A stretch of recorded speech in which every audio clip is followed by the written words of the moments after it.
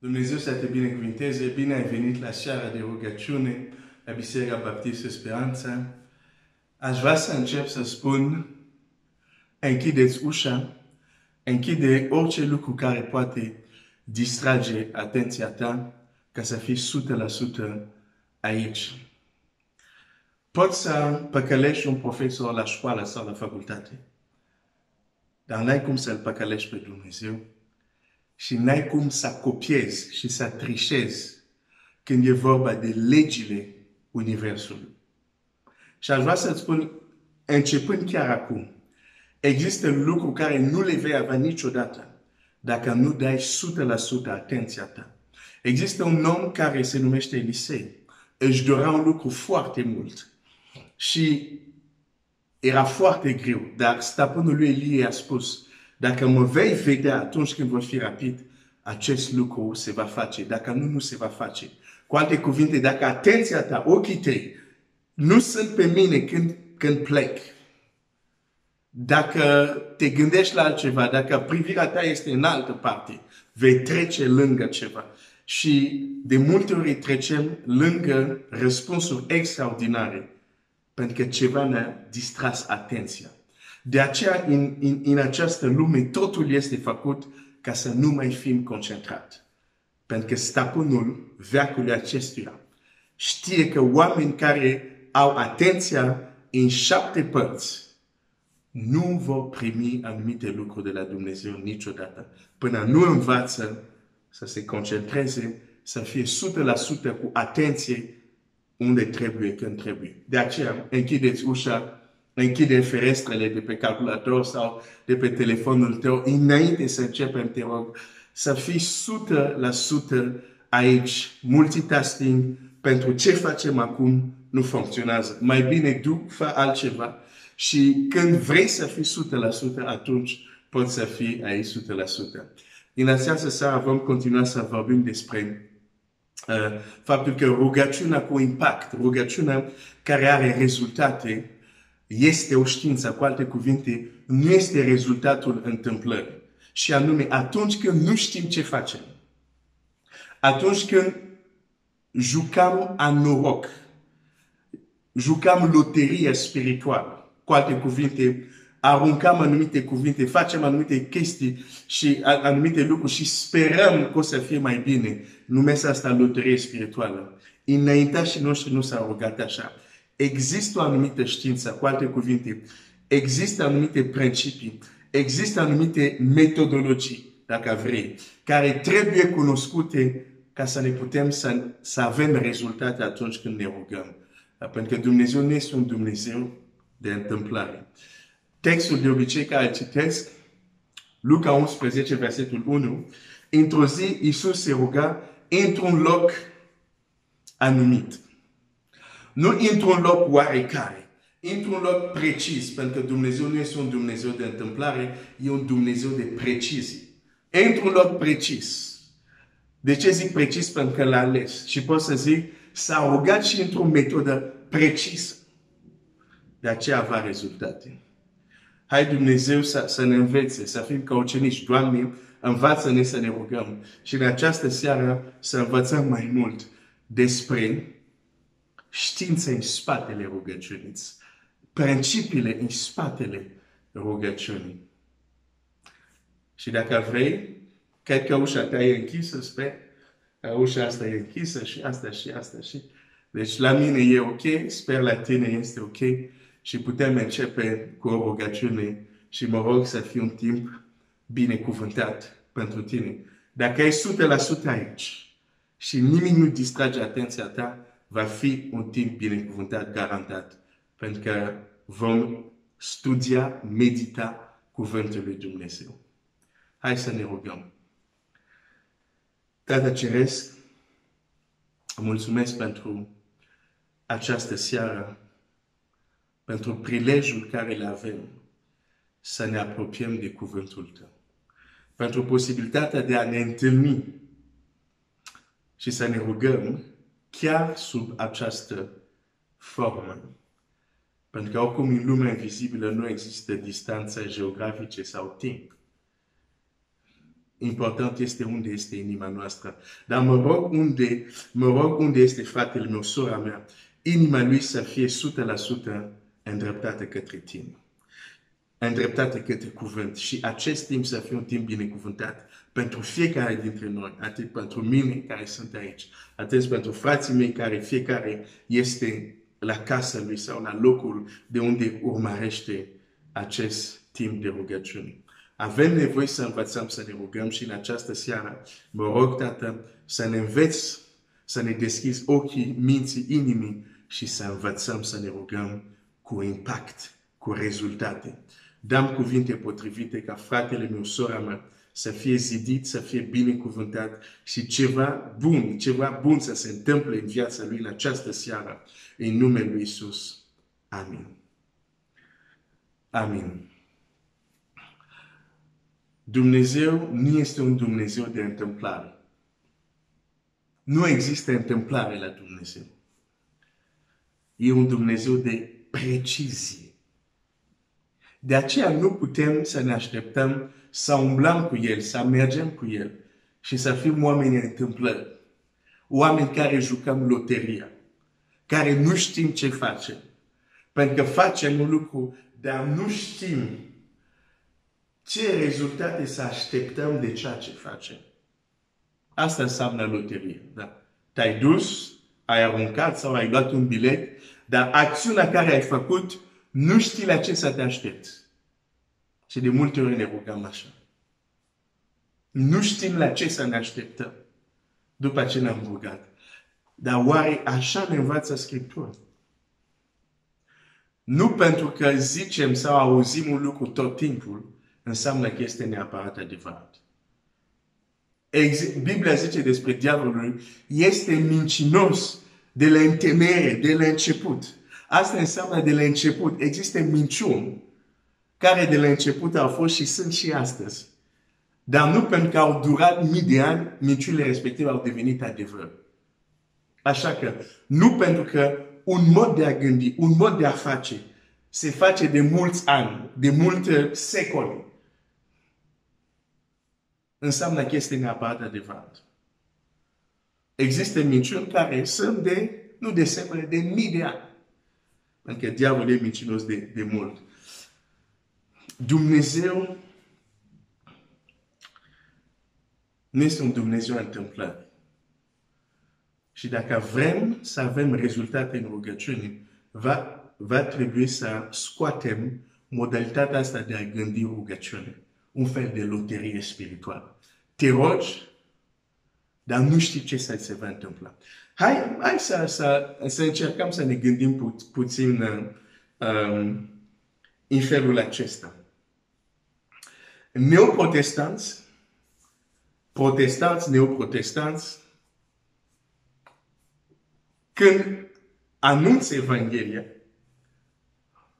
vorbesc, întreabă la oameni despre faptul că când mor, unde te duci? E, de exemplu, o întrebare care se spune, care chiar se învață în cursurile de evangelizare. Omul să se gândească la sufletul. Da?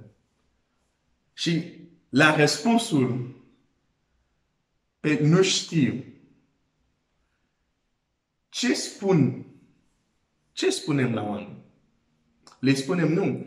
Tu ar trebui să știi de acum ce se întâmplă cu tine după ce mor.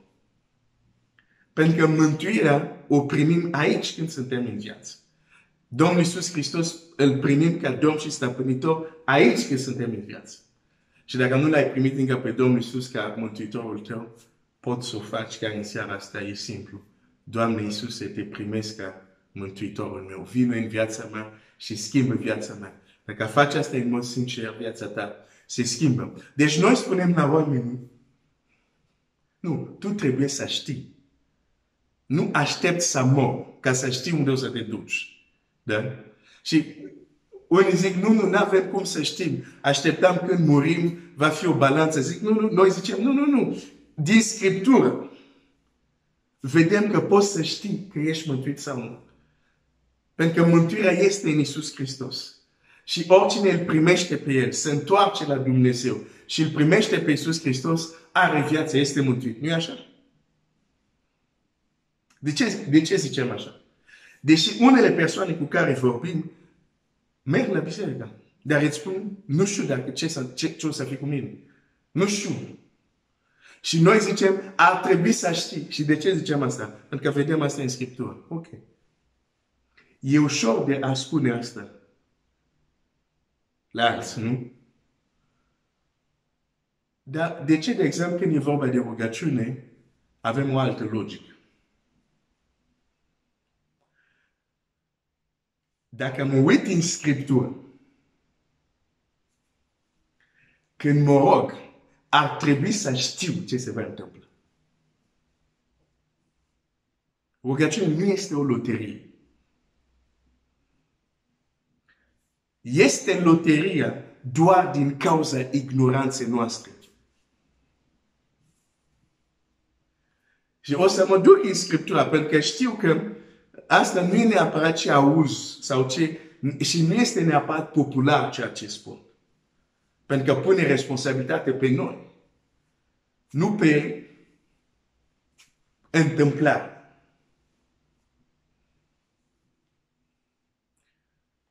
La fel cum spunem la cei care ne spun, nu știu ce va fi cu mine când voi muri. Noi le spunem, poți să știi pentru că, uite, Biblia zice asta, asta, asta.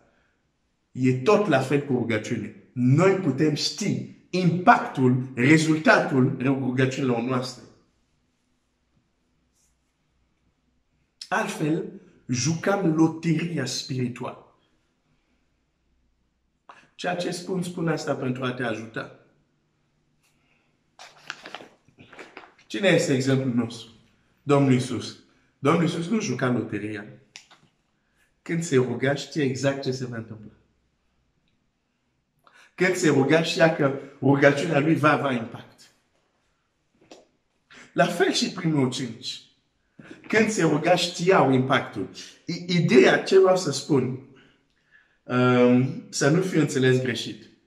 Nu zic că orice se rugau ei, știau că Dumnezeu o să facă. Nu despre asta vorbesc aici. Vorbesc de faptul că ei când se rugau, pentru că știau că rugăciunea nu este o loterie, când ei se rugau, se așteptau la rezultat. Când ei se rugau, erau conștienți că ce facem acum nu este joacă. Că ce facem acum este foarte serios și vom avea rezultate. Asta este starea de spirit. Starea minții. Nu este loteria. O să-ți arăt asta. Uite, dacă mă duc în Faptele Apostolilor, sunt texte când le citim, trebuie să încercăm să ne transpunem la fața locului și să încercăm să vedem, să ne gândim un pic. În Faptele Apostolilor, aici vedem ucenicii care se roagă. După ce sunt ei amenințați, se duc și se roagă. Pentru ei a se ruga nu era o loterie spirituală. Când ei se rugau, se așteptau să vadă lucruri care se întâmplă. Pe când noi când ne rugăm, zicem, ne rugăm și Dumnezeu, El o să facă ce o să vrea. Tot timpul zic asta, ok. Vreau să te explic un lucru, înainte să continui. Este adevărat că tot timpul zic asta. Știi de ce? Când cineva este la extrema aceasta și tu vrei să-l duci la un echilibru, nu poți să începi să-i vorbești de aici. Trebuie să-i vorbești de aici, într-un fel, într-o altă extremă, ca să-l duci aici. Și uneori știu că este un pic revin asupra faptul că tot timpul aruncăm ineficiența rugăciunilor noastre la înseamnă că Dumnezeu n-a vrut. N-a fost voia lui Dumnezeu. Dar nu aud oameni care spun, dar stai puțin. Poate noi nu ne-am rugat cum trebuie. Poate noi nu aveam stare care trebuie. Sau poate noi nici nu știm să ne rugăm. Nu. Tot timpul n-a vrut Dumnezeu. N-a fost voia lui Dumnezeu. nu mi se pare corect. În faptul apostolilor, aici când se roagă, vorbim de rugăciune cu impact, cu rezultate. Este o știință. Omul de știință, când merge în laborator și amestecă o substanță cu alta, se așteaptă la un rezultat, pentru că știe. Ei când se rugau, se așteptau la rezultate. Nu se rugau rugăciuni de genul: ok, n-am rugat. Ce se va întâmpla? Nu știi. Cum adică nu știi? Scriptura îmi zice, ar trebui să știu. Dacă tu spui că nu știi, atunci nu mai insista la cel care nu știe ce se întâmplă cu el după moarte să știe. Ba, dar trebuie să-i spui, trebuie să știi. La fel cum eu trebuie să-ți spun, trebuie să știi că rugăciunea ta are impact. Uite rugăciunea lor și apoi o să ne rugăm. Ei spun așa,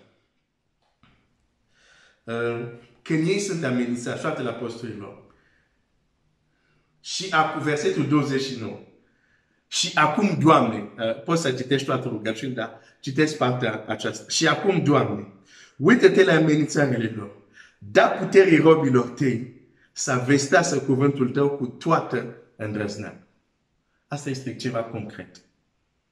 Vrem să fim în stare, deși suntem amenințați, să vestim cuvântul cu îndrăzneală.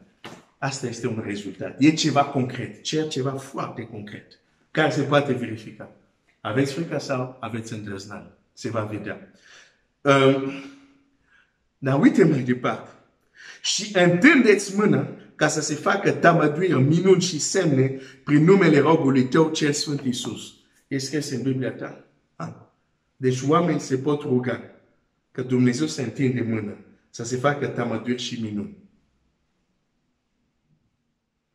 Deci nu este doar la Dumnezeu dacă va tămădui. Nu, ei aici au cerut asta.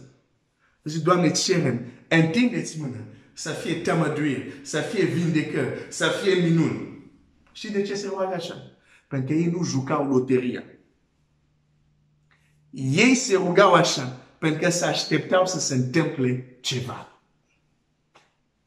Și se rugau ca să vadă aceste rezultate tangibile a rezultatelor rugăciunilor lor. Acum punctul care vreau să ți-l arăt. Uite ce se întâmplă. Biblia zice așa. După ce s-au rugat ei, s-a cutremurat locul unde erau adunați. Toți s-au umplut de Duhul Sfânt și vesteau cuvântul lui Dumnezeu cu îndrăzneală. Asta da rezultat. Dar să nu uimit că nu s-au speriat de faptul că locul s-a cutremurat. Pentru că ei au știut că e Dumnezeu. Pentru că ei nu se rugau unui Dumnezeu care nu răspunde. Se rugau unui Dumnezeu care răspunde. Pentru că se rugau pentru impact, pentru rezultate. Nu pentru a zice doar că ne-am rugat. Nu! Nu s-au speriat. Când locul s-a cutremurat, au știut, e Dumnezeu nostru. Hai să ne rugăm. Roagă-te pentru tine. Hai să ne rugăm în această seară. Roagă-te pentru tine. Doamne, învață-mă să mă rog. Și ți-am spus, sunt rugăciuni care trebuie să le faci de mai multe ori înainte să vedem rezultate. Doamne, învață-mă să mă rog. Doamne, ajută-mă să mă rog pentru a vedea rezultate. Ajută-mă să cred în cuvântul Tău. Ajută-mă să învăț ce zice cuvântul Tău despre rugăciune. Nu numai ce am auzit prin tradiții și obicei, dar exact ce zice cuvântul Tău despre rugăciune. Doamne, învață-mă să mă rog. Hai să ne rugăm.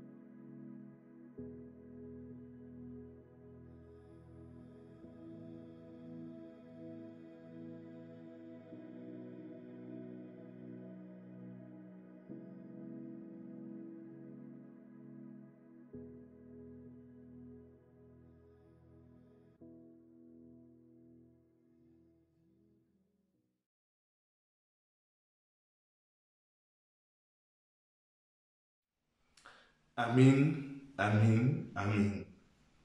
Foarte important. Doamne, învață-mă să mă uit. Pentru că gândește-te la lucrul următor. Dacă ai ști să te rogi, există unele probleme care sunt în viața ta acum, care ar dispare. Am zis unele. Pentru că rugăciunea nu va rezolva toate problemele. Dar va rezolva multe. De fapt, când zic că nu rezolvă toate, mă refer la faptul că uneori te vei ruga, răspunsul va fi un cuvânt, ceva care trebuie să faci și dacă nu-l faci, nu ai rezultat. În sensul ăsta am zis, rugăciunea nu rezolvă toate lucrurile, dar rezolvă mult probleme. De fapt, nu există o problemă unde rugăciunea să nu poate să aducă un rezultat pozitiv. Și Dumnezeu merge atunci chiar să spună, chiar când El va închide cerul, chiar când El va pedepsi poporul Lui. Dacă poporul Lui, și acel text bine cunoscut din Cronici, se va smeri, se va ruga, va cauta fața Lui, se va bate de la căile Lui rele, El zice, îi voi ierta păcatul și voi vindeca țara. Deci nu există o problemă unde rugăciune să nu aducă un rezultat. De aceea Domnul Iisus chiar spune, de aceea vă spun, tot ce cereți când v-ați rugați, credeți că l-ați primit și îl veți obține, îl veți avea. Zice tot. Pentru că tot poate să fie, rugăciune poate să aibă impact în orice domeniu și în orice situație. Chiar la situație unde tu crezi că rugăciune nu poate să aibă impact, îți garantez. Rugăciune nu poate să aibă impact. Hai să-ți spun o mărturie. Cunosc un pastor pentru a te încuraja. Un pastor care este în Franța, se întâmplă, este în Franța. Ajunsese deja în Franța, dar era nou venit și nu avea încă acte.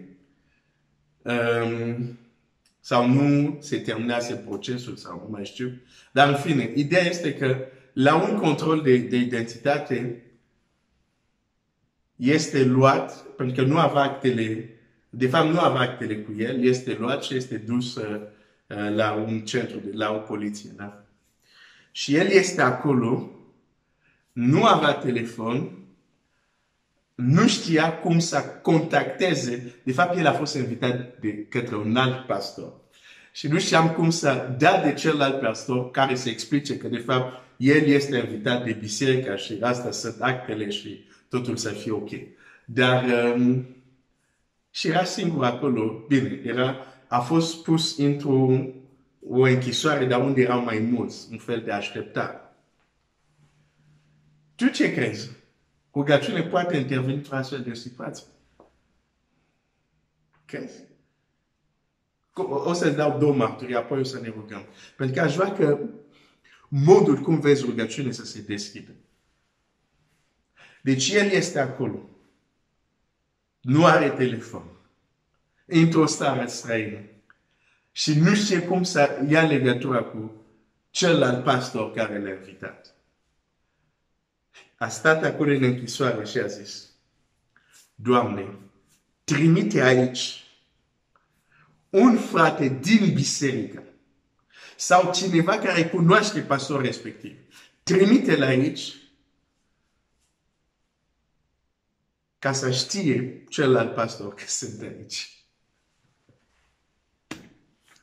Oh, Seigneur, Seigneur.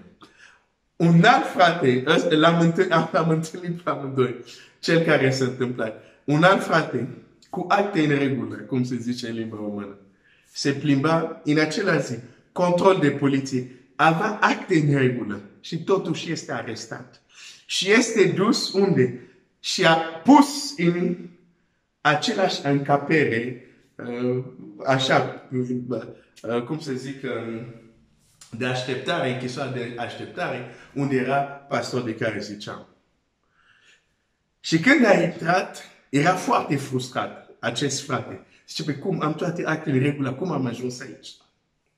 Era frustrat. Și pastorul a văzut cum a intrat și a zâmbit. Pentru că știa că el nu joacă loterie când se roagă.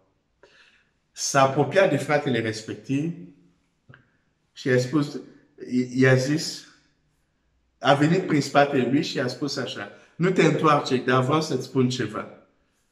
Într-un fel comunica cu el un pic discret, zice, aș vrea să zic ceva, nu te întoarce, dar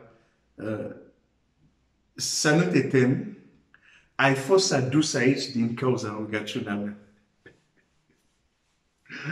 Oh, Seigneur. În câteva clipe, ei își vor da seama că au greșit. Ți se va da drumul. Dar când tu vei ieși de aici, du-te și spune la pastor că eu sunt aici.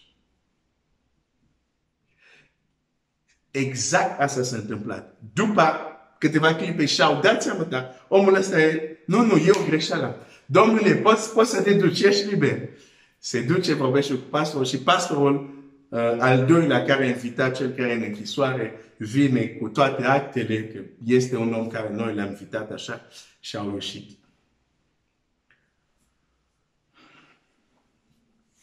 Rugăciunea poate să facă mai mult decât te gândești. Totul este ce percepi tu legat de rugăciune.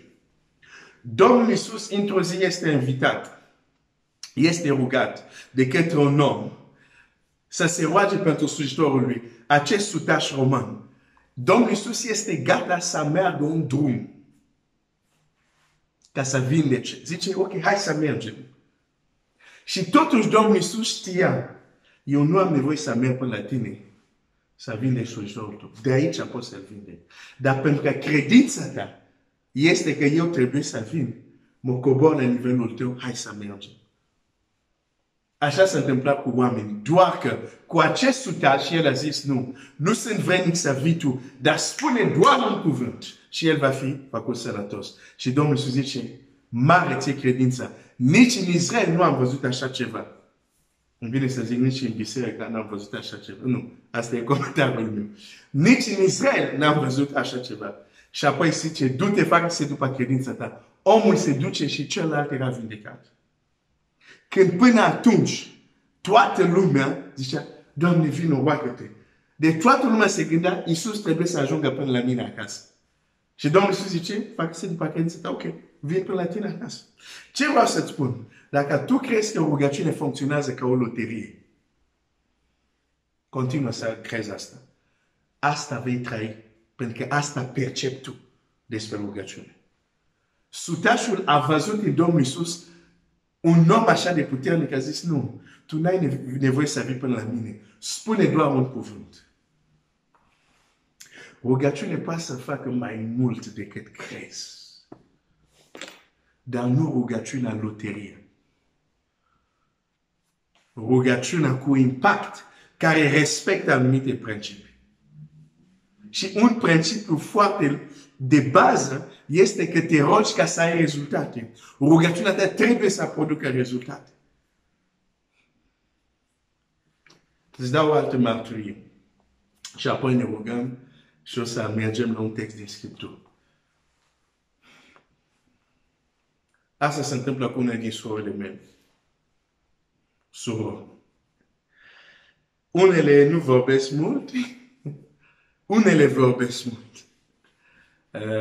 Și sora mea asta vorbește, are rezerve de cuvinte, are destule, ca să zic așa. Și într-o zi se trezește abonamentul, avea un abonament, dar avea un plafon la abonament mobil. Cu câțiva ani în urmă. Nu era nelimitat, era un plafon. Și a depășit plafonul cu mult.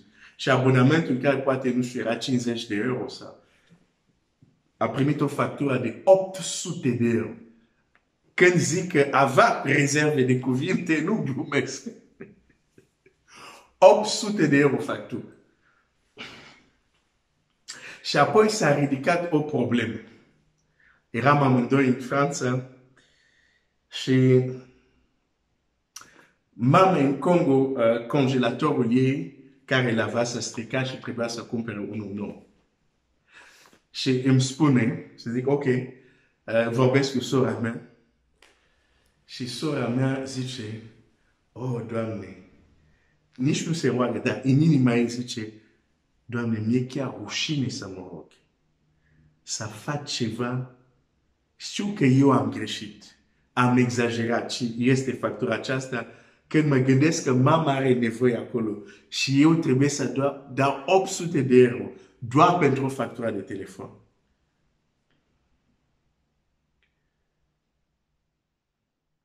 Nici n-am curaj să mă rog. Și ce s-a întâmplat? S-a întâmplat ceva care mulți nu cred că se poate întâmpla așa ceva. Rugăciunea are impact în orice domeniu. s-a întâmplat că a sunat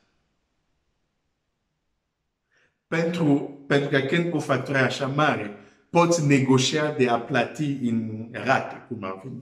Deci a sunat pentru a afla ce și cum, ce poate să facă. Și cel care răspunde zice, cum vă numiți? 800. Nu mai trebuie să plătiți, că a fost plătit. Și zice, sunteți sigur? Zice, da, nu, e plătit aici, văd că este plătit. A vrut să spun, n-a plătit, dar apoi a tăcut. A tăcut. Când am apreciat asta la unele persoane din familie, au zis, nu, e o greșeală, visez, Dumnezeu n-are cum să facă așa ceva. Până astăzi nu i-au cerut bani respectiv. Și ce-ți spun, e de acum 10 ani sau mai mult de 10 ani. Nu există un domeniu unde rugăciunea să nu aibă impact. Bineînțeles, când ea mi-a spus asta, nu știu, ok, bun, și ce 800 trebuia să-i dea acolo, trebuie să trimită bani la mamă, da? Deci, și am zis, și poate nu a făcut-o pentru tine, a făcut că trebuie să ajutăm mama, sau poate a făcut-o pentru ea, ca să învețe o lecție. Dar vreau să-ți spun, nu există domeniu să nu fie atins de puterea rugăciunii.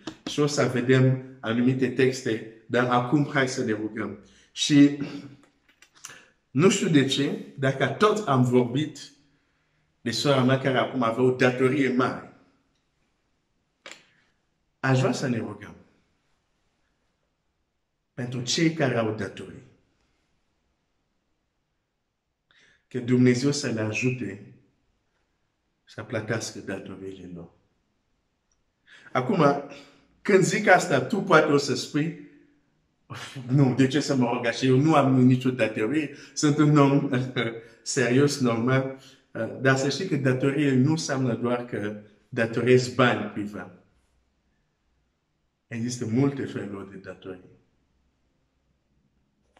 De fapt, mai degrabă să ne rugăm pentru cei care au datorii materiale, dar și spirituale. Ori Dumnezeu să le ajute, să le dea înapoi, ori Dumnezeu să ajute să se șteargă datoriile lor. De fapt, păcatul e ca un fel de datorie. Acum zic, înseamnă că și eu am datorii. Da, ai și tu datorii. Aș vrea să ne rugăm acum, Doamne, pentru cei care au datorii. Ajută-i. În aceste momente, copiii tăi care au probleme financiare, intervină tu cum tu poți. Pentru că Dumnezeu poate și să intervină în probleme financiare. Și nu, asta nu este Evanghelia prosperității.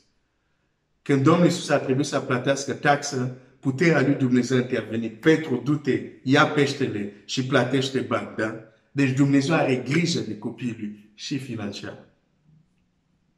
Doar trebuie să avem încredere în el. Aș vrea să ne rugăm pentru cei care au datorii. Și financiare și spirituale. Dumnezeu să aducă o rezolvare. Să ne rugăm pentru cei care au dificultăți financiare acum. Poate ai sau poate cunoști cineva care are. Dumnezeu să intervină. Să cerem ajutorul lui Dumnezeu. Hai să ne rugăm.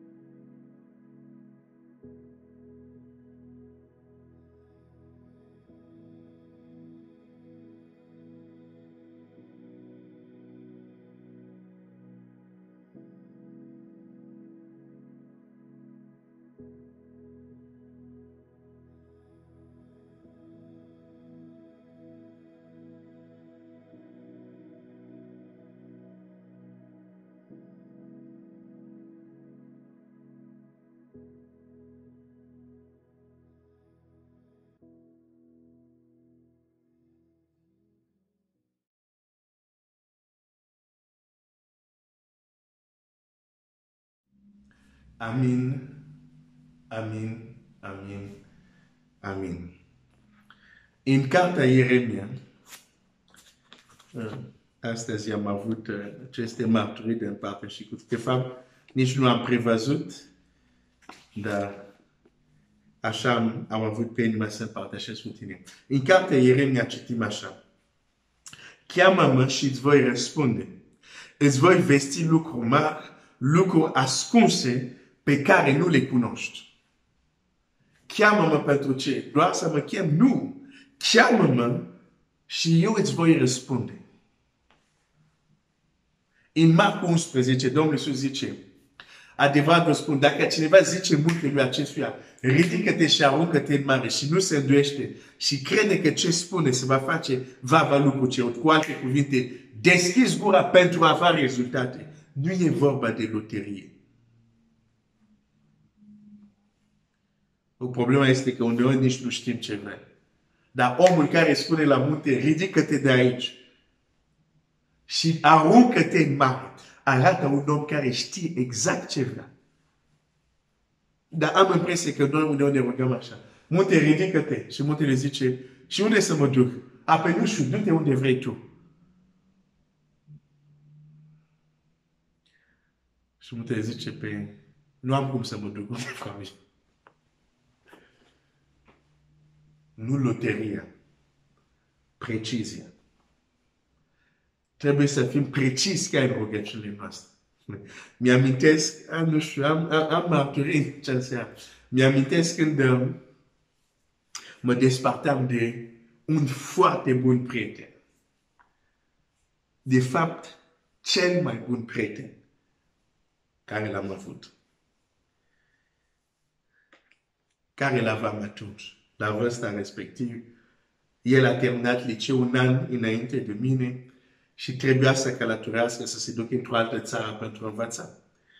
La facultate, după un an, eu plecam ca să vin să învăț în România.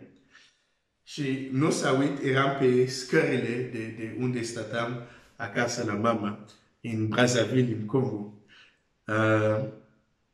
Și era ultima noastră întâlnire, era întâlnire de despărțire. Nu știam când o să ne mai vedem. Și ne-am rugat. Atunci nu exista Facebook, nu exista, dam e-mail-ul tău să comunicăm. Nu exista asta, dar trebuie să reamintesc asta. Unele persoane s-au născut cu telefoane în mână și cred că au existat tot timpul. Nu, n-au existat tot timpul. În fine, și ne despărțim și ne rugăm.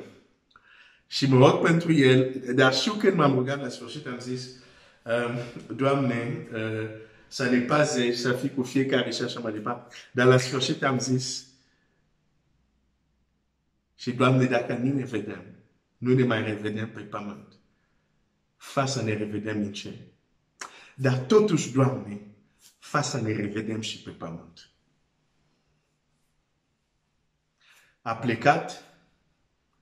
Am plecat după un an în România, apoi ne-am pierdut contact.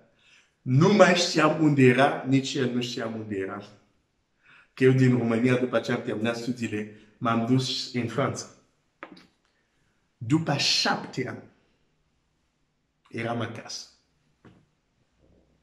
Sună telefonul și stăteam cu părinți, cu rude, eram mulți în casă. Da? Dar sună telefon și doar eu eram lângă telefon. Dumnezeu de precizie. Iau telefon și aud o voce care zice, familia Mitori. Zic, da? Și zice, aș vrea să vorbesc cu Glenn. Eu sunt Glenn. Și zice, cine îl caută? Zice, sunt eu. Ian îl cheamă. Sunt eu, Ian. Nu pot să-ți explic ce bucurie am avut, ce explozie de bucurie am avut. Și când mi-am zis, unde stai? Stația la 2 stații de unde stăteam eu. Cu RER, cu cei care știu Parisul. L-am văzut după 7 ani. Dumnezeu a ascultat acea rugăciune. Am zis, nu, cerul până în cer, nu vreau să nu mai văd aici. Pe pământ. Și chiar dacă n-am pierdut într-o zi, ia, cum se zice, telefonul. Nu telefonul. Știi cartea aia groasă unde sunt numere de telefon și așa mai departe și dar nu mai se folosește. Anuarul, așa, anuar. Am și uitat cum se numește. Și acolo căuta și a zis, într-o zi pur și simplu și a zis, nu mai știu nimic de Glenn. O fi în Franța acum sau o fi avut rude. De fapt, el se gândea să sune la rude și a căutat numele Mitori. Și când a găsit Mitori, zice, ia să sun. Că nu era numele meu acolo, dar era Mitori altcineva. Și când a sunat, a întrebat despre mine și așa m-am revăzut după 7 ani. Pentru că rugăciune are impact în orice domeniu. Se pare că, ok, așa, cheamă-mă, Ieremia 33, versetul 3. Cheamă-mă și îți voi răspunde, îți voi vesti lucruri mari, lucruri ascunse pe care nu le cunoști. O să zic ceva repede și apoi ne rugăm și împărtășesc ce aveam de la început legat de acest verset. Cel puțin parțial. Cheamă-mă și îți voi răspunde. Îți voi vesti lucruri mari, lucruri ascunse pe care nu le cunoști. Deci nu chemam pe Dumnezeu doar așa. Și chiar atunci când îl chemam pe Dumnezeu, El zice, voi răspunde. Și ne spune așa, îți voi anunța lucruri ascunse care nu le știi. De ce? Pentru că uneori soluția la problema noastră se află într-un loc sau se află în neștiința noastră, în lucrurile care nu le știm. Tocmai acolo este soluția.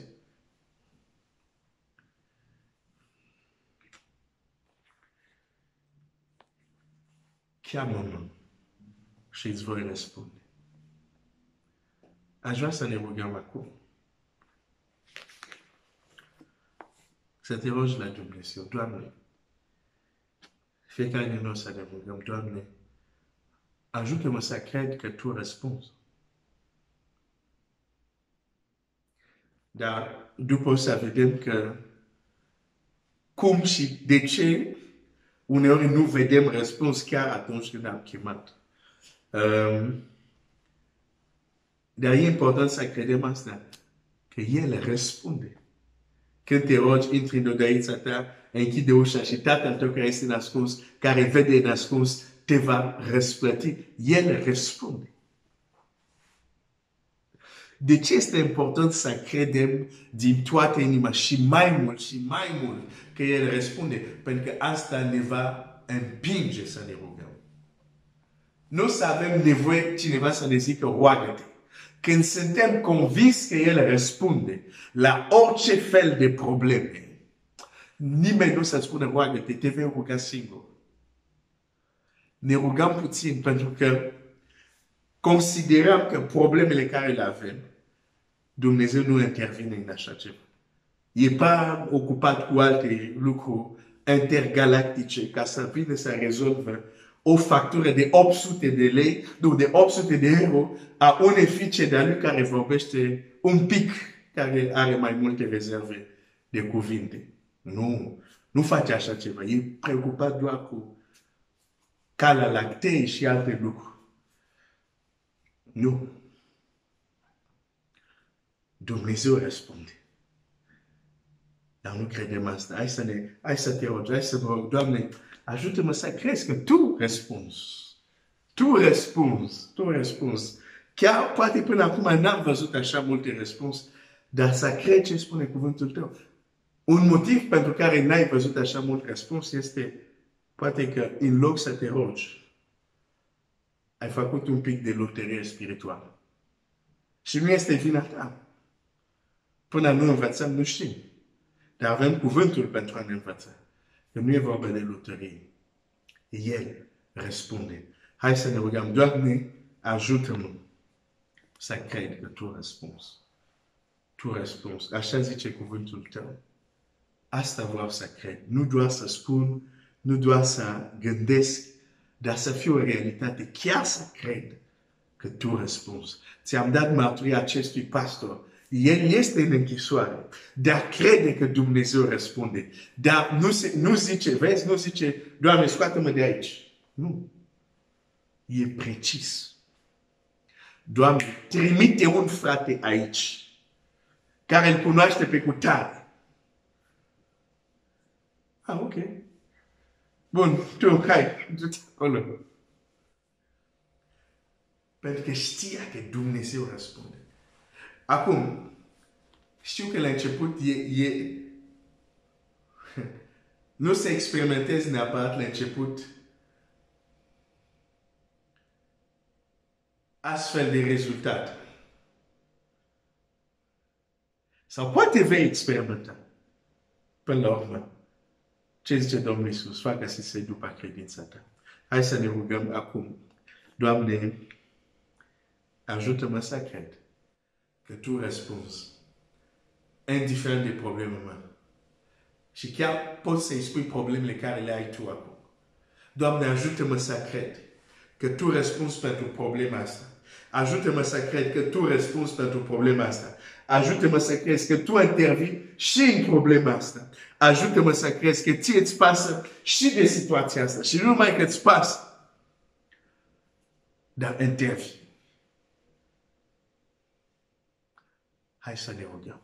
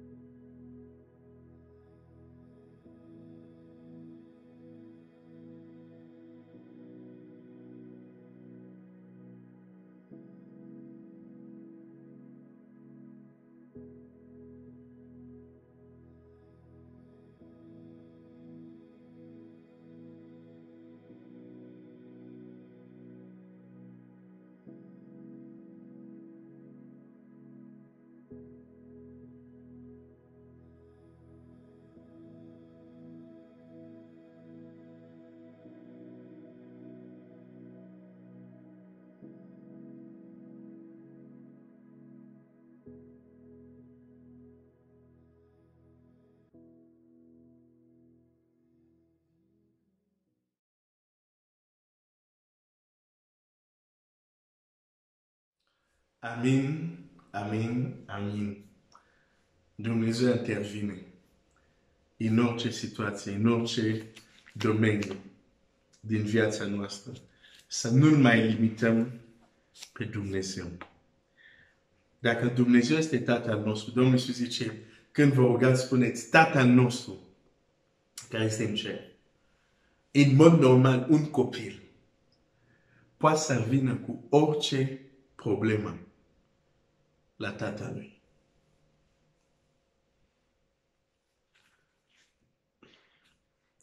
Ok. Deci, atunci când citim, cheamă-mă și îți voi răspunde, îți voi arăta lucruri ascunse pe care nu le știi. Acest lucru se întâmplă în Scriptură în multe locuri. Și înaintea lui Ieremia, și după Ieremia. Adică după ce vedem aceste cuvinte în Ieremia, Dumnezeu a răspuns, a descoperit lucruri ascunse și înainte. Pentru că această capacitate a lui Dumnezeu a avut-o totdeauna. Să răspunde la cei care îl cheamă, să se descopere la cei care îl caută. Înainte să se scrie asta.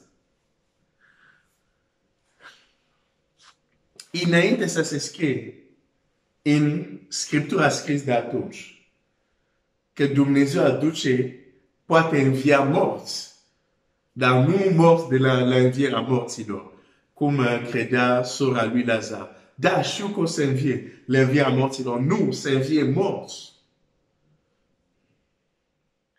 Că nu era încă scris. Dar această capacitate era în Dumnezeu. Un om numit Ilie. Fiul văduvei care l-a primit a murit. Și Ilie se duce să se roage ceva care nu există în Scriptură. Scriptura de atunci, am zis. Nu există. Nu există o relatare a cineva care este mort, care revine la viață. Chiar și David a postit pentru fiul lui, copilul care s-a născut. Dar când copilul a murit, David s-a îmbrăcat, a mâncat și tot nu le înțelegeam și a zis, acum că s-a dus, nu o să se întoarcă, eu o să mă duc la el. Pentru că era un principiu. Așa oamenii credeau. Dar Ilie vine și zice la Dumnezeu, deși nu e scris nicăieri în Scriptura de atunci, în Torah de atunci, exista deja cele 5 cărți ale lui Moise, da? Nu există încă, și probabil alte scrise, nu există încă și totuși, Ilie poate să se roage, Doamne, fa să se întoarcă sufletul în copil. De ce? Pentru că se roagă după descoperirea care el o are despre Dumnezeu. Nu era scris nicăieri, dar Dumnezeu care el l-a cunoscut personal știa, tu poți să întorci un mort la viață. De aceea e foarte important ce crezi tu despre Dumnezeu, ce crezi tu despre rugăciune. Cheamă-mă și îți voi răspunde. Dumnezeu a făcut asta în multe pasaje din Scriptură. Dar aș vrea să te arăt un pasaj unde în mod practic ni se arată cum se întâmplă. Și am mai vorbit de acest pasaj chiar și data trecută. În cartea Daniel, capitolul 2,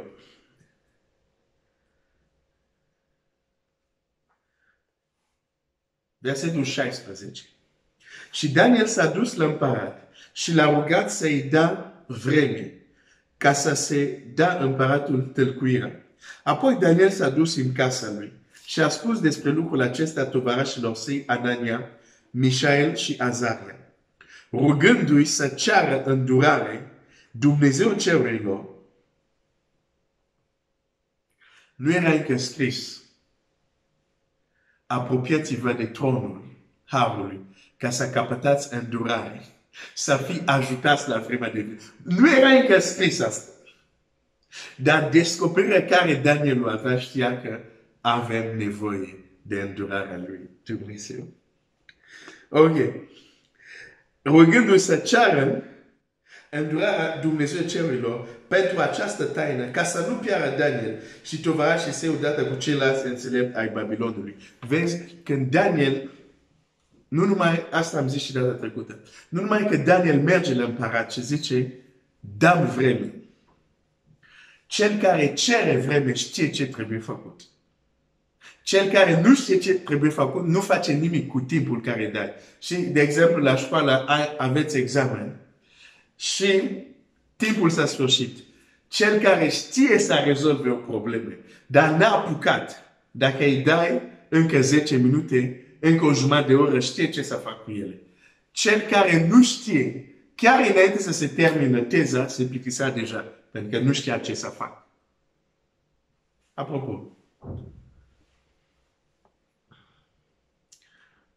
când ne plictisim în rugăciune, e un simptom care ne arată că de fapt nu știm ce să facem. Nu știm cum să ne rugăm. Și atunci e foarte ușor să te plictisești. Deci, când el cere timpul pentru că știe, o să mă duc, știu o să fac asta, mă voi ruga așa, și voi avea rezultatul ăsta. Deci poate să meargă la împărat și să-i spun, dăm timp și ți-aduc rezultatul. Dăm timp și vin și îți spun taina ta. Și nu era o chestie simplă. Era să spună împăratului visul lui și talmacile.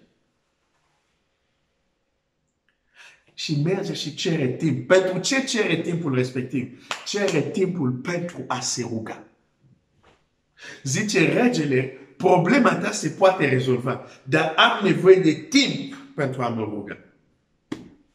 Vreau să spun la o soră, problema ta se poate rezolva, dar ai nevoie de timp pentru a te ruga. Va trebui să te duci la faraon din viața ta, care îți mănâncă timpul, să le spui, lăsați-mă puțin să mă rog pentru rezolvarea problemei.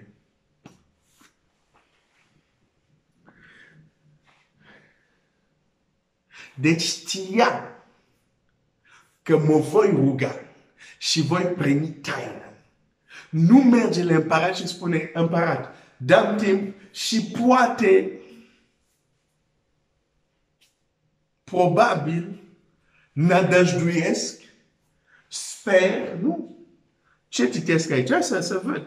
Poate n-am citit bine, hai să mai citesc. Zice așa, și Daniel s-a dus la împărat și l-a rugat să-i dea vreme ca să dea împăratului talcuire. Cum poți să fii sigur de așa ceva? E clar că Daniel nu avea teologia noastră.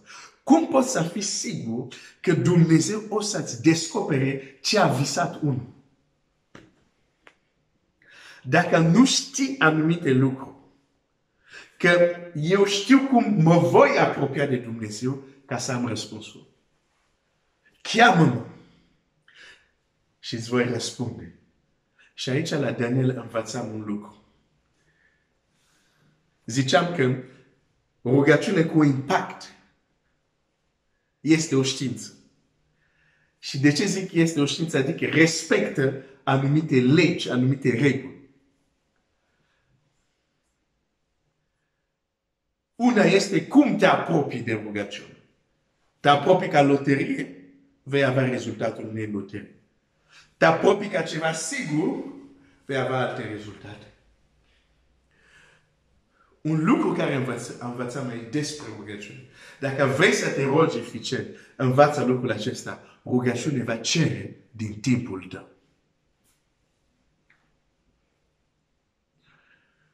Rugăciunea va cere din timpul tău.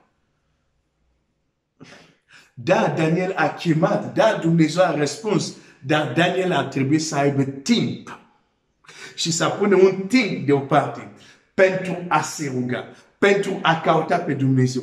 Uite-te aici, Dumnezeu avea capacitate, Și vroia, pentru că nu să-L forțezi pe Dumnezeu să facă ceva ce nu vrea.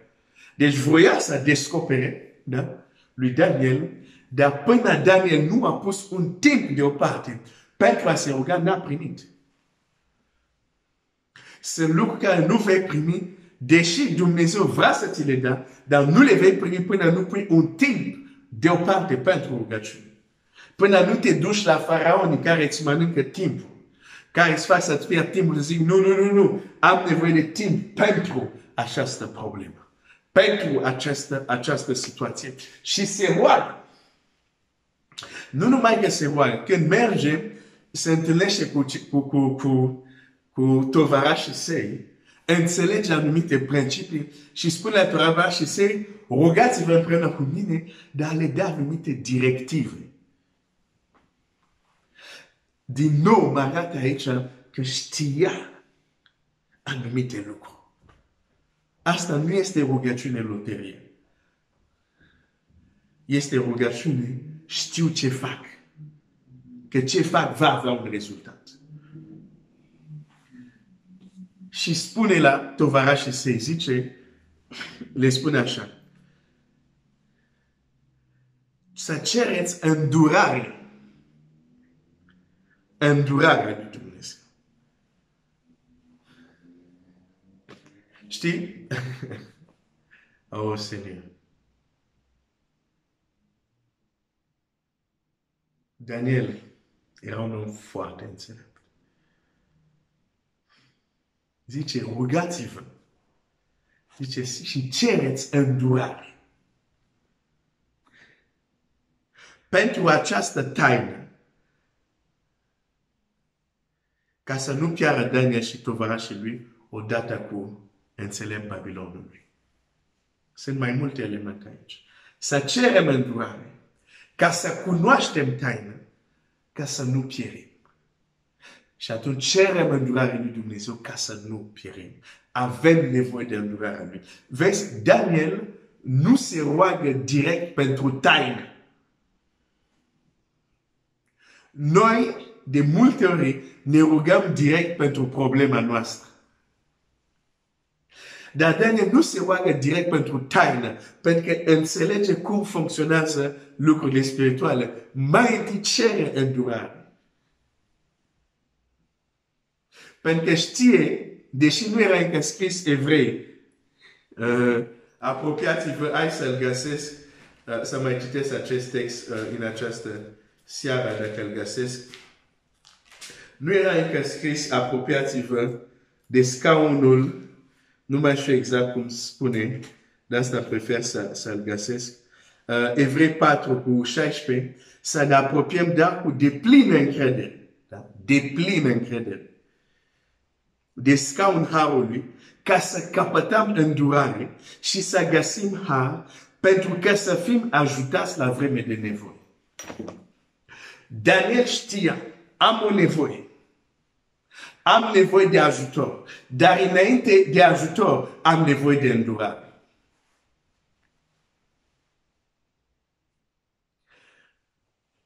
De multe ori nu ai ce cere. Pentru că te apropii de Dumnezeu ca și cum ți se cuvine.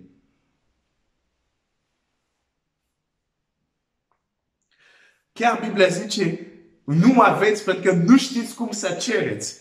Daniel a știut cum să ceară. Nu a zis, Doamne, descoperi-mi taină. Nu. Zice, Doamne, avem nevoie de îndurare. Ai milă de noi. Fără această taină vom pieri. Există o modalitate de a cere. Copiază. Hai să copiem. Și nu era încă scris evrei. Dar el știa. Aici nu am nevoie mai întâi de taină. Am nevoie mai întâi de îndurare. Și este un frate aici. Este o soră aici, mă urmărești. Și tu crezi că problema ta este doar asta. Și uite un lucru, că ai nevoie de îndurarea lui Dumnezeu. Te rogi pentru taină, când de fapt tu mai întâi ai nevoie de îndurare. Îți dau un exemplu care ilustră și acest principiu. Când Esther, și o să închei, când Esther are această mare nevoie de ajutorul împăratului, chiar la proteine pentru suflet sau da, proteine pentru suflet, le numesc, chiar studiem cartea Esterii. Și o să ajungem și la punctul ăsta. Deci, atunci când Ester, viața ei și viața poporului este în pericol, este în mare nevoie, și se duce la împărat pentru a găsi o rezolvare a problemei. Știi care este primul lucru de care are nevoie Ester? Înainte chiar să spună care este problema ei, primul lucru de care avea nevoie Ester era chiar îndurare. Vrei să citesc asta? Hai să citesc. Citesc asta și apoi ne vom ruga și vom încheia.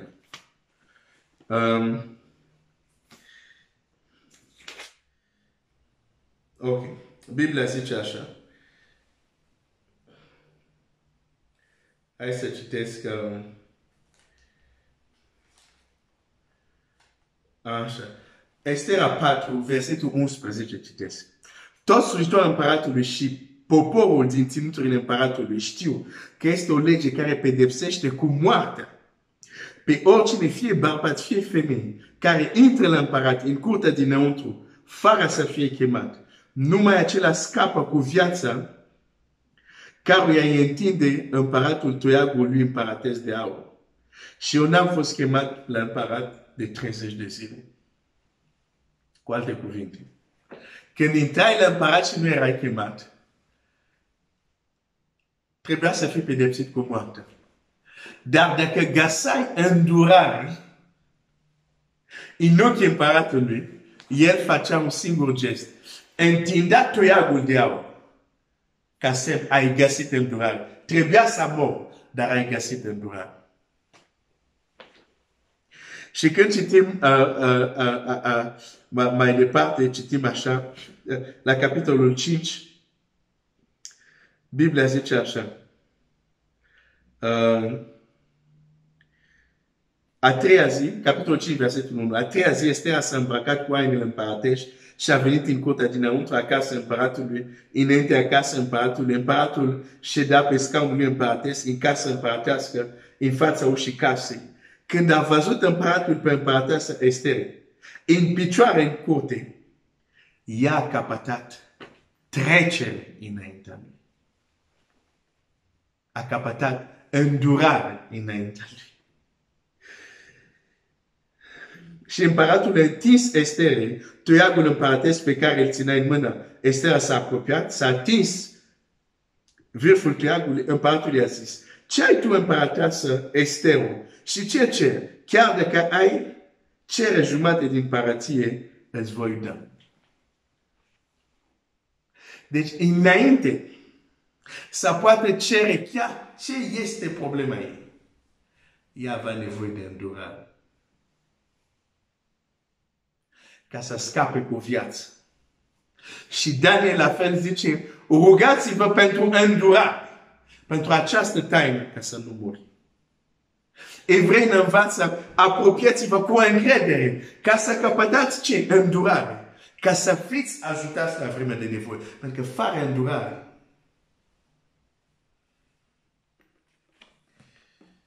Seigneur, o să mă opresc aici. Și chiar pentru încheiere, aș vrea să te rogi.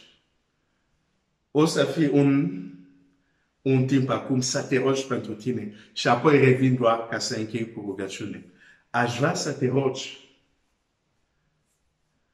pentru îndurarea lui Dumnezeu. Să capăți trecere și îndurare pentru problema care macină sufletul tău.